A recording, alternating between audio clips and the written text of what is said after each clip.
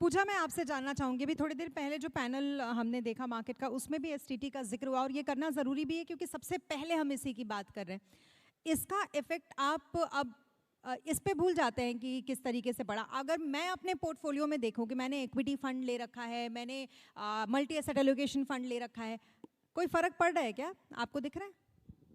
So first of all मुझे ऐसे लगता है एसटीटी जो है ना स्मिता, वो लॉन्ग टर्म इन्वेस्टर्स के लिए एज सच कोई फ़र्क नहीं पड़ेगा। हमने टाइम एंड अगेन एक ही चीज़ सुनी है कि एसटीटी को स्पेकुलेशन को डिस्करेज करने के लिए किया गया है, तो let's focus on that part.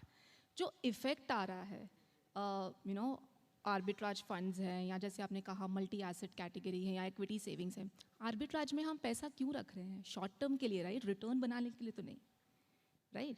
और arbitrage funds high tax bracket वालों के लिए है, तो अगर हम फिर भी, अगर आप 30-40 बेसिस पॉइंट्स का फ़र्क पड़ेगा रिटर्न्स में, उसमें भी अगर हम 12.5% माइनस कर ले टैक्स, अगर एक साल की होल्डिंग के साथ देखें, तो फिर भी you are at a better situation. अगर आप डेट फंड के सामने कंपैरिजन करें तो आपको वहाँ पे 1,25,000 का एग्जेम्पशन भी मिलता है। सो हम आर्बिट्राज को डेट के साथ कंपेयर कर रहे हैं, राइट? तो वहाँ पे एज सच कोई प्रॉब्लम नहीं है। Equity savings, multi asset, balance advantage, ये सारे फंड्स हम 3 साल 5 साल के होराइजन के हिसाब से देख रहे हैं।